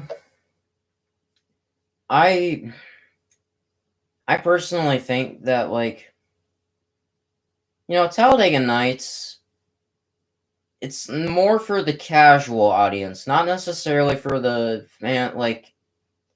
you know, I'm glad a lot of people like the movie because, I mean, hey, it's a NASCAR movie. I mean, but that means people kind of like NASCAR if they like Talladega Nights. But people say, like, people who don't watch NASCAR, like my friends and stuff, they think that's like real racing. Like, you can't win a race in reverse. No. You can't do a full blowover at Charlotte. The cars are not physically capable of going those speeds in reverse. And they're also not, you don't run third gear the entire race and then go in the fourth gear whenever you want a slingshot. Yeah, and that does not fucking work. Unless your gear ratio is fucked up or something. Unless they're secretly hiding some fifth fucking gear. Like, I don't know about. Like, I ran Iowa NASCAR Heat 5 and I changed the gear ratio and I was running third gear the entire race. Yeah. But, and then, like, you can't, there's no way to physically collect the entire field in the same wreck. Yeah. To where there's just two cars. And there's no way for, cars, and on top of that, there's no way for either of them to flip over at the exact same time. Let alone both of the cars flip over. Yeah. And then, there's no way impossible, there's no actual winner. There's gonna be a win. I mean, it's the last man standing. I think the way it works is like if there's only whoever crashes out last is the winner, pretty much. Well, at that like, thing, it was when I used to Cal won the race because he was in third place. When I used to do my little diecast races, I did an Xfinity race at Daytona, and I kind of misjudged how many cars I actually had in the field because I had like two big ones in the race. And then I got down to the end. I had two cars left. And Casey Kane ended up winning because the one guy took himself out. And we didn't even get to the white flag at all. And Casey Kane ended up winning because there was just simply nobody left out in the field. But Cal won because, I mean, just like, what was it, where Denny Hamlin and Kyle Busch were disqualified, so Chase Elliott won. Well, that's basically the same concept what happened there. But they didn't. They did get out of their cars. That's not cheating. If the wreck, they put their window nets down. Oh my god! So their race is over. Yeah, I'm pretty sure Cal Naughton took his window net down after he was wrecked too. So what's the difference? Well, that's not the fucking point. He took his window net down too. Well, he was wrecked. Yeah, well. He was wrecked, so he had to take his thing down, so he was therefore third place. Then what was Ricky Bobby and John Gerard? That's what I'm getting at. So he was third place. He was out. His final finishing spot was third place. But then fucking Ricky Bobby and fuck's his name, Macchiato guy. Yeah. They took theirs down, so they were eliminated then, so they automatically went to last place. Therefore making Cal first. Because when Denny Hamlin and Kyle Busch were disqualified, they were automatically finished. Their final finishing point was last after they're disqualified. Yeah, but the thing is, Chase Elliott, Kyle Busch, and Denny Hamlin all finished the race. Right, but that's not the point. Ricky Bobby, John. What I'm getting at is Cal took his window net down, but he wrecked, so that was his final finishing spot. So then what was Ricky Bobby and George Gerard? Did their cars start back up? No. I'm not getting this. You're confusing the fuck out of me. I'm done. I mean, I'm just saying, none of them finished the race. All of them took the window net down. None of them. I'm done. Okay. I'm done. Okay.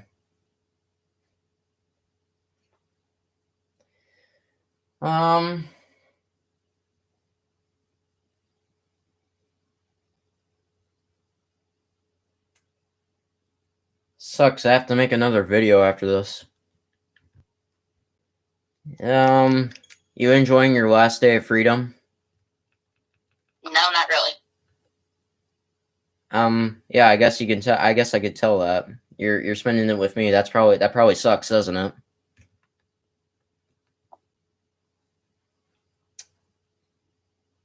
Well, like I said, I'm done. Okay. Well, I think we got everything done. Thank you, Harding Junior Racing, for joining me. Anything else you want to say? No. Okay. Goodbye.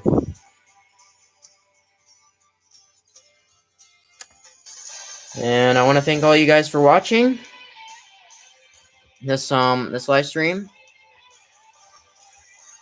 And this was fun to put together. This is something we had in mind for a little while. Again, want to thank you for watching. I'll see all of you in the next video.